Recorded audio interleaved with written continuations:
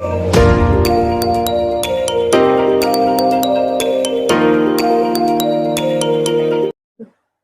दोस्तों, आप सभी का हमारे YouTube channel NSP prep hub पर स्वागत है। इससे पहले हमने सेशन देख लिया था, तो आज का सेशन शुरू करने से पहले आपके लिए कुछ लाइनें। असफलता एक चुनौती है, स्वीकार करो। क्या कमी रह गई है, देखो और सुधार करो। जब तक सफल ना हो, नींद चैन को त्यागो तुम। संघर्ष का मैदान छोड़ मत भागो तुम। कुछ किए ही बिना जय जयकार नहीं होती, और कोशिश करने वालों की कभी हार नहीं होती। तो आप लोग लगातार कोशिश करते रहिए, इंशाल्लाह आपको सफलता जरूर मिलेगी। चलिए, तो इसके साथ ही आगे का सेशन शुरू करते हैं। विधान परिषद की स्थापना को भारत के संविधान के कौन से अनुच्छेद में परिभाषित किया गया है? तो जैसा कि आप लोग को पता है कि अगर देखा जाए, जितने भी राज्य हैं, ठीक है, जितने भी राज्य हैं, वहां पे कानून बनाने की जिम्मेदारी जो होती है वो सामान्यतः किसके पास होती है? तो विधायिका के पास, विधायिका के पास। और राज्यों में अगर देखा जाए तो विधायिका के अंतर्गत बहुत सारे अंग शामिल होते हैं, ठीक है। जैसे आप लोगों को पता होगा कि विधानसभा होते हैं, ठीक है, साथ ही साथ विधान परिषद होते हैं, ठीक है, और राज्यपाल होते हैं। तो अगर देखा जाए तो विधान परिषद सभी राज्यों में नहीं है। विधान परिषद सामान्यतः अगर देखा जाए तो 6 ही राज्यों में, ठीक है। तो जहां पे विधान परिषद नहीं है वहां पे विधायिका का निर्माण नहीं दो मिलकर करते हैं, यानी विधानसभा और राज्यपाल, ठीक है। तो विधान परिषद अगर देखा जाए तो इसके गठन का जो जिक्र है वो आर्टिकल 169 में, ठीक है। और इसमें अगर देखा जाए तो टोटल 6 राज्यों में है। तो वो कौन कौन से राज्य हैं? तो इसको याद रखने का एक बहुत बढ़िया ट्रिक है। तेलबिका यूपी में, आंध्र प्रदेश, ठीक है, तेलबिका यूपी में, आंध्र प्रदेश। ता से तेलंगाना, यानी तेल से पूरा तेलंगाना। बी से हो गया बिहार। का से हो गया कर्नाटक। यू से हो गया यूपी, ठीक है। और मे से हो गया क्या? मे से हो गया महाराष्ट्र, ठीक है, और आंध्र प्रदेश। यानी टोटल कितने हो गए? 6। तो 6 राज्य में अगर देखा जाए विधान परिषद है। इसके अलावा जो अन्य राज्य है वहां पे विधान परिषद नहीं है। चलो, तो आर्टिकल कौन सा हो जाएगा? 169। इसमें इसका सवाल यह है कि प्राथमिक ऊर्जा का उदाहरण नहीं है, ठीक है। तो प्राथमिक ऊर्जा उसे कहते हैं जो सामान्यतः अगर देखा जाए जिस रूप में हमको मिला है उसी रूप में हम उसका इस्तेमाल कर लें, ठीक है। और इसके अलावा अगर दूसरा ऊर्जा रहेगा तो उसको द्वितीयक ऊर्जा बोलते हैं, ठीक है। तो उसका जो इस्तेमाल होता है वो किसी अन्य ऊर्जा से उसका निर्माण होने के बाद इस्तेमाल होता है। जैसे अगर देखा जाए तो विद्युत ऊर्जा को ही ले लेते हैं, तो इसका निर्माण कहाँ से होता है? इसका निर्माण होता है कि अगर गतिज ऊर्जा है, ठीक है, या पवन ऊर्जा है, या सौर ऊर्जा, उसके माध्यम से इसका निर्माण हो रहा है, ठीक है। ये सब क्या हो रहा है? ये सब मौलिक रूप से बन रहे हैं, ठीक है। तो ये सब क्या हो जाएंगे? ये सब प्राथमिक ऊर्जा होंगे। यानी प्राकृतिक गैस, पेट्रोलियम और कोयला तीनों प्राथमिक ऊर्जा है, लेकिन विद्युत क्या है? प्राथमिक ऊर्जा नहीं है। तो इसका आंसर क्या हो जाएगा? बी। चलो आगे देख लेते हैं। तेलुगु स्वाभिमान का नारा किस राज्य में दिया गया? तो याद रखें ये आंध्र प्रदेश में दिया गया था, ठीक है। आंध्र प्रदेश में तेलुगु स्वाभिमान का नारा दिया गया था। चलो आगे देख लेते हैं। 2011 की जनगणना के अनुसार भारत की कितनी प्रतिशत आबादी द्वितीयक कार्यों में लगी हुई है? ठीक है, द्वितीयक कार्य किसे कहते हैं? जो सामान्यतः उद्योग वगैरह में लगे हुए, ठीक है, उद्योग या विनिर्माण में लगे हुए, ठीक है। तो कितना % आबादी है जो इसमें लगा हुआ है? तो याद रखेंगे क्या कि 24.3%, ठीक है। तो ये थोड़ा सा डीएलएड वालों को दिक्कत हो जाता है कि पॉइंट में हमेशा वो दिक्कत करते हैं, ठीक है। तो आंसर होना चाहिए यहाँ पे सी। समझ में आ गया? अच्छा, अगर देखा जाए तो 2011 की जनगणना के अनुसार सबसे ज्यादा जो आबादी है वो कौन से कार्य में लगी हुई है? तो कृषि कार्य में, ठीक है, कृषि कार्य में सबसे ज्यादा आबादी लगी हुई है। चलो आगे देख लेते हैं अगला सवाल। किस पतन का नया नाम जवाहरलाल नेहरू पतन रखा गया है? ठीक है, तो इसका नया नाम याद रखिए। जवाहरलाल नेहरू जो है वो मुंबई का ही नाम है, ठीक है। चलो मुंबई पतन का थोड़ा सा आगे देख लेते हैं, कुछ पतन के बारे में देख लेते हैं जिससे सवाल आते रहते हैं, ठीक है। जैसे ये भारत है, ठीक है। तो यहाँ पे देखा जाए तो कांडला बंदर का है। कौन सा? कांडला, ठीक है। तो कांडला कहाँ है? गुजरात में। कांडला कहाँ है? गुजरात में। उसके बाद आगे देखोगे आप लोग तो यहाँ पे मुंबई है, जिसको अभी जवाहरलाल नेहरू भी बोला गया है, ठीक है। उसके नीचे आ जाता है, याद रखेंगे क्या, कि गोवा, ठीक है। तो गोवा में अगर देखा जाए तो कौन सा है? तो मार्मागांव। कौन सा है? मार्मागांव। फिर नीचे जाओगे तो मंगलुरु, ठीक है। मंगलुरु याद रखें कि कर्नाटका में, कहाँ है? कर्नाटका में, ठीक है। यहाँ पे केरल में याद रखेंगे कोच्चि, ठीक है, कोच्चि बंदरगाह कहाँ है? केरल में। और यहाँ पे तमिलनाडु में एक बहुत इंपॉर्टेंट है चेन्नई, ठीक है। ये चेन्नई अगर देखा जाए ना तो कृत्रिम रूप से बनाया गया पहला बंदरगाह है, मतलब मनुष्य के द्वारा वहां पे निर्मित है, ठीक है।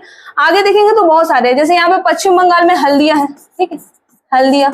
उसके अलावा आप देखेंगे तो उत्तर बोल रहा है यहाँ पे उड़ीसा में कौन सा है? पारादीप, ठीक है, पारादीप उड़ीसा में। तो ये सब बंदरगाह को क्या करना है? याद रखना है। यहाँ पे देखेंगे तो एक विशाखापट्टनम है जो आंध्र प्रदेश में, ठीक है, विशाखापट्टनम कहाँ है? आंध्र प्रदेश में। तो याद रह गए। तो देखते हैं आगे, यानी क्या हो गया? इसका तो हो गया। चलो, सर्वप्रथम कॉमन सेंस की रचना किसने की? तो कॉमन सेंस एक पुस्तक है और इसकी रचना याद रखें कि थॉमस पेन ने की थी, ठीक है, थॉमस पेन। चलो आगे देख लेते हैं, यानी इसका आंसर क्या हो जाएगा? बी। भारत में निष्पक्ष निर्वाचन की प्रक्रिया के संचालन का दायित्व किसका है? यानी अगर देखा जाए तो भारत में निष्पक्ष चुनाव कौन करवाता है, ठीक है। तो इसके बारे में तो पहले भी हम लोग देखे थे कि निर्वाचन आयोग करवाता है, ठीक है। तो अगर देखा जाए तो लोकसभा, ठीक है, लोकसभा और साथ ही साथ विधानसभा, ये दोनों का चुनाव करवाने की जिम्मेदारी किसके पास है? तो निर्वाचन आयोग के पास, जिसको चुनाव आयोग भी बोला जाता है, ठीक है, चुनाव आयोग। लेकिन अगर बोलेगा क्या कि जो स्थानीय चुनाव होते हैं जैसे मुखिया वगैरह का, तो उसका कौन चुनाव करवाता है? तो उसको चुनाव करवाने की जिम्मेदारी याद रखें तो राज्य चुनाव आयोग के पास है, ठीक है, इसके पास। किसका? स्थानीय चुनाव, ठीक है, स्थानीय चुनाव, यानी जो मुखिया वगैरह है उसका चुनाव कौन करवाता है? राज्य चुनाव आयोग। अगला सवाल देख लेते हैं, इनमें से भारत में सबसे बड़ी जनजाति कौन सी है? तो सबसे बड़ी जनजाति याद रखें भील है, ठीक है। जनजाति वो होते हैं जो सामान्यतः जंगलों में निवास करते हैं, ठीक है, और वहीं से अपना भरण पोषण करते हैं। सबसे बड़ी जो जनजाति है वो कौन सी है? भील, ठीक है। और दूसरा अगर बोलेगा, दूसरा पे कौन है? तो गोंड है, ठीक है।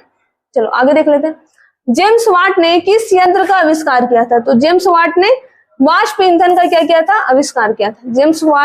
जेम्स वाट एक व्यक्ति है जिन्होंने एक यंत्र यानी वाष्प ईंधन का क्या किया था? आविष्कार किया था। चलो आगे देख लेते हैं, कांवर झील बिहार के किस जिले में है? ठीक है, कांवर झील ये काफी इंपॉर्टेंट झील है और लगातार क्वेश्चन में क्या होता है? ये बना हुआ रहता है।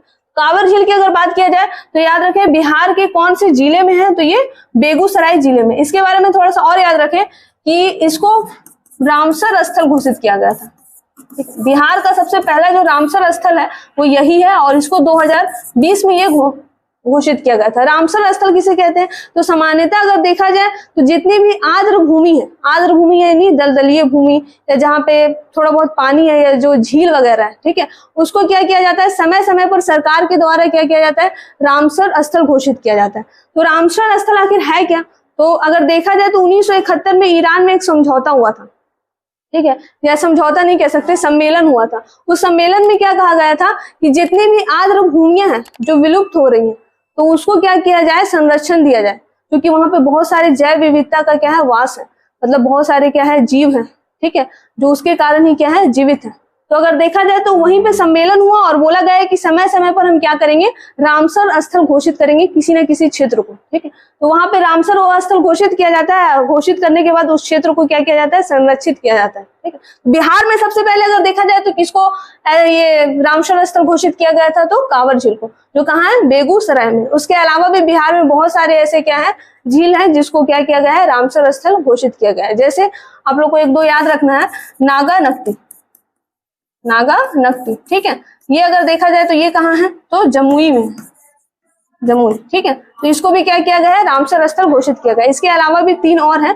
टोटल अगर देखा जाए बिहार में 6 रामसर स्थल। चलो आगे देख लेते हैं, भारत के प्रथम मुख्य चुनाव आयुक्त कौन थे? ठीक है, मुख्य चुनाव आयुक्त किसे कहते हैं? तो इससे पहले हम लोग पढ़े थे निर्वाचन आयोग।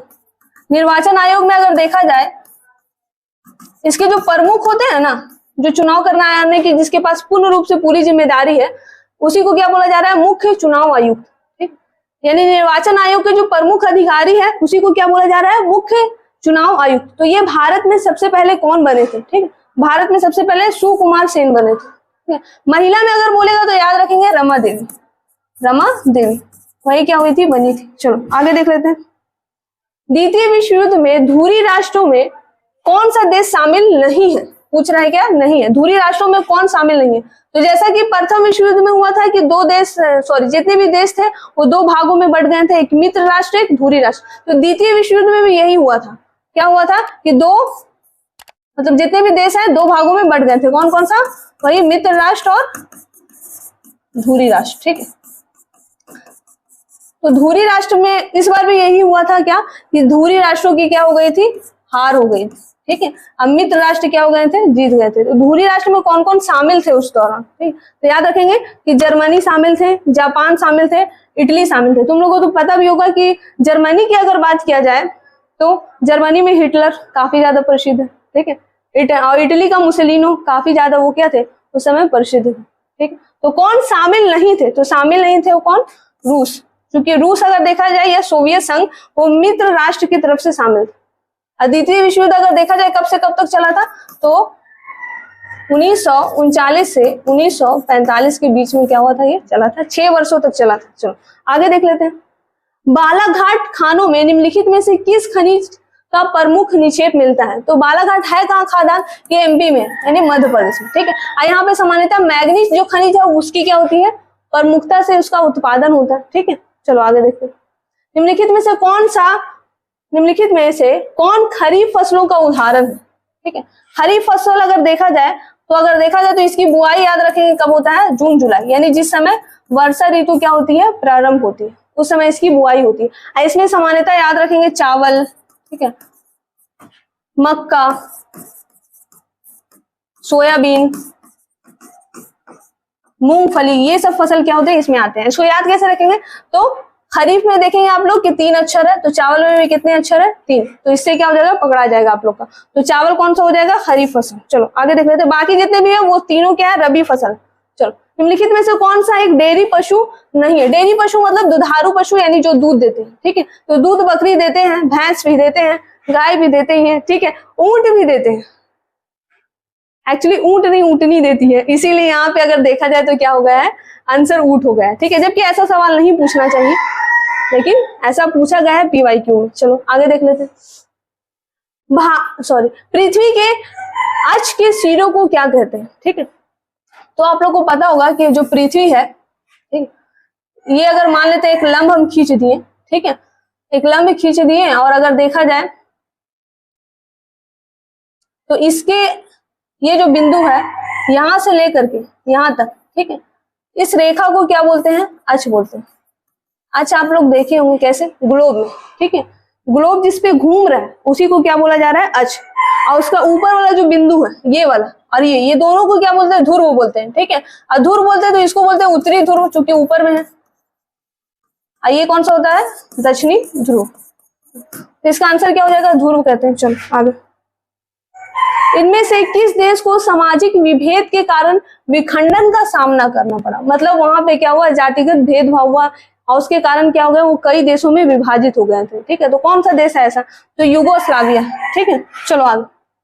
रेशम मार्ग कहाँ से शुरू होता था? तो ये तो पहले भी आया है, क्योंकि PYQ क्वेश्चन हमेशा क्या होते हैं, रिपीट होते हैं। तो आप लोग भी अगर पढ़ना भी हो सेट से तो PYQ क्वेश्चन को ही क्या करें, पढ़ें, क्योंकि मॉडल से ज्यादा सवाल नहीं आते हैं। तो PYQ क्वेश्चन को क्या करें, बढ़िया तरीके से कवर कर ले, ठीक है। तो देखिए रेशम मार्ग कहाँ शुरू होता है, पहले भी पढ़ चुके थे, चीन। चलो आगे देख लेते हैं। एल नीनो की उत्पत्ति किस देश के तट पर होती है, ठीक। तो सबसे पहले हम लोग मैप में अगर देखा जाए